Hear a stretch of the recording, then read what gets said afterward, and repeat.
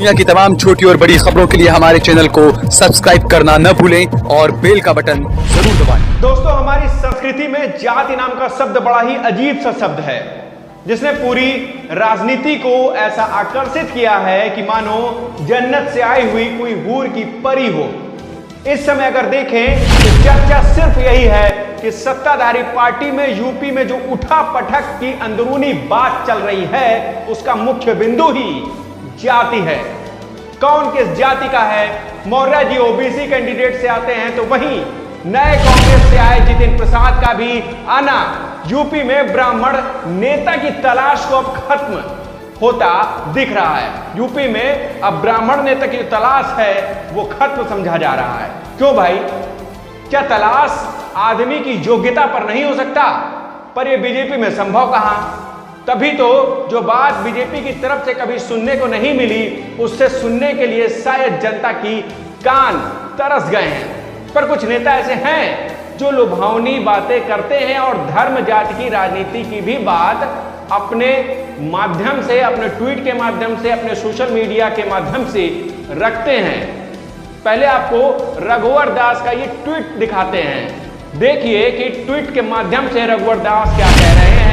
4 जून 2019 का ट्वीट है, जब ये लिखते हैं कि जात पात की राजनीति करने वालों ने सालों तक आपके साथ धोखा किया है, आपको गुमराह कर उन्होंने अपनी मतपेटी भरी, कभी आपके स्वास्थ्य, शिक्षा या रोजगार की उन्होंने कोई चिंता नहीं की।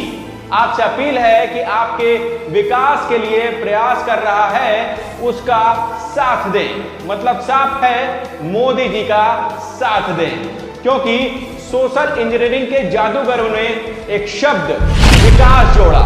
जी हां, सोशल इंजीनियरिंग के जो जादूगर थे जो इस समय आ रहे हैं, वो नए नए शब्द लेकर के आ रहे हैं और एक शब्द उन्होंने लेकर आए थे, वो है विकास।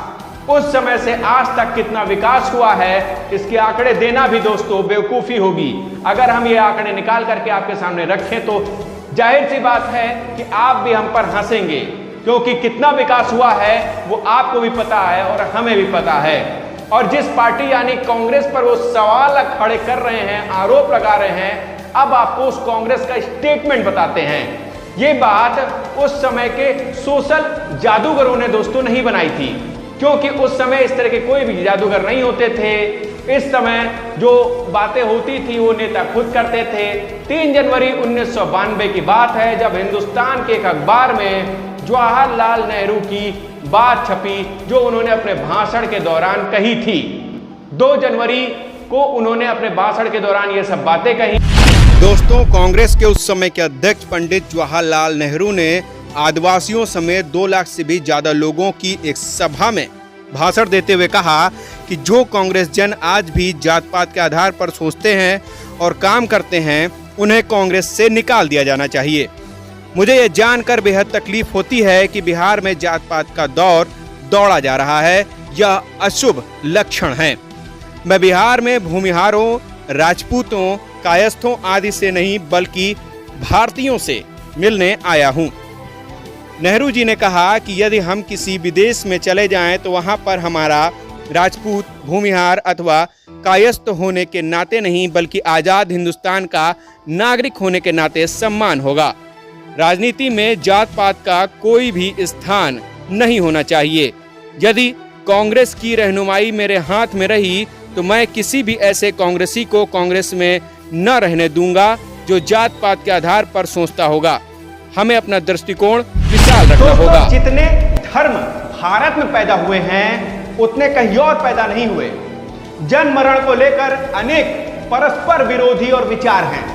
ऐसे रीति रिवाज हैं जो एक दूसरे से भिन्न हैं, विचित्र लगते हैं। ये सब विविधता बिना किसी विवाद के सैकड़ों से चले आ रहे हैं। ऐसा नहीं है कि जाति प्रथा को चुनौती नहीं दी गई दोस्तों। जाति विहीन समाज की कल्पना तो महात्मा गांधी ने भी की थी, पर महात्मा गांधी कोई भगवान तो थे नहीं कि जो कल्पना करेंगे और उनकी कल्पना सच हो जाएगा। डॉक्टर भीमराव अंबेडकर हर प्रकार की जातिवाद का उन्मूलन करना चाहते थे, पर आज ऐसा नहीं हो पाया है। दोस्तों, डॉक्टर राम मनोहर लोहिया भी जातिगत भेदभाव के उन्मूलन के पक्ष में थे। समाज वैज्ञानिकों का मानना था कि जैसे जैसे शिक्षा का प्रचार प्रसार होगा, जातिवाद समाप्त हो जाएगा। शिक्षा का दर भारत में अब पहले से काफी बेहतर हुआ है दोस्तों, पर जाति और धर्म हमारे देश के एक ऐसे विचार हैं, ऐसे पिलर हैं जिन पर हर नेता राजनीति करके सत्ता में आना चाहता है। आज कोने कोने से जब छोटे छोटे कार्यकर्ता टिकट मांगने विभिन्न पार्टियों के पास पहुंचते हैं तो उनके पास अपनी जाति के वोट के पक्के दावे होते हैं। उनके जाति के दावे करने वाले फाइलों में दबे पर्चे हाथों में होते हैं। इसकी नौबत शायद आज विकास पर आधारित राजनीति नहीं बल्कि जाति पर आधारित राजनीति के कारण आई है दोस्तों।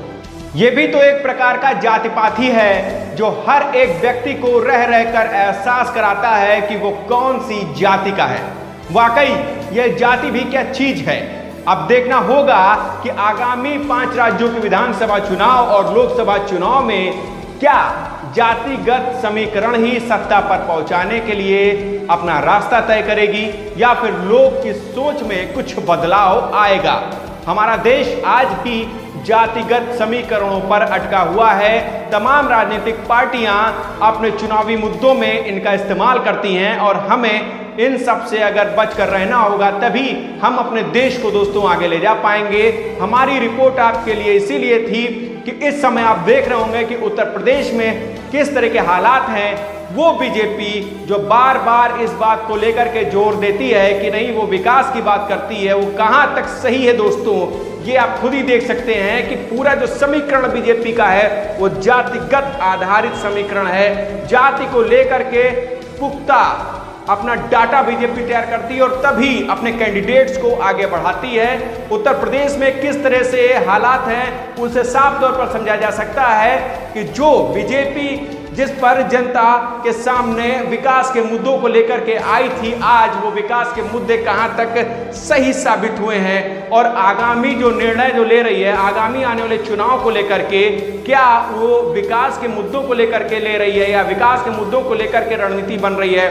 मीडिया के माध्यम से आप देख रहे होंगे, न्यूज चैनल्स के माध्यम से आप देख रहे होंगे, आपको अंदाजा लग रहा होगा कि वही बीजेपी जो बार बार विकास के मुद्दे को लेकर के सत्ता में आई, अब वो विकास के मुद्दे को भूल चुकी है और जातिगत समीकरण को लेकर के सत्ता में आना चाहती है। बहरहाल सत्ता पक्ष के सामने हमने जातिगत जो समीकरण है जिसको लेकर के बार बार सत्ता पक्ष अपनी सफाई देता है, उसके सामने हमने ये प्रश्न रखा है, ये सवाल पूछा है कि क्या जातिगत समीकरण के आधार पर ही आप राजनीति करेंगे। जनता का ये सवाल सत्ता से हम पूछ रहे हैं और आप सबसे हम अनुरोध करते हैं कि आप हमें सब्सक्राइब करें, हमें लाइक करें, हमें कमेंट करें, कोई भी सुझाव हो हमें आगे बढ़ाएं दोस्तों। हमारी स्वतंत्र पत्रकारिता को आपके सहयोग की बहुत ज़्यादा आवश्यकता है दोस्तों। आप हमें लाइक करें, कमेंट करें और हमें सहयोग प्रदान करें। नमस्कार दोस्तों।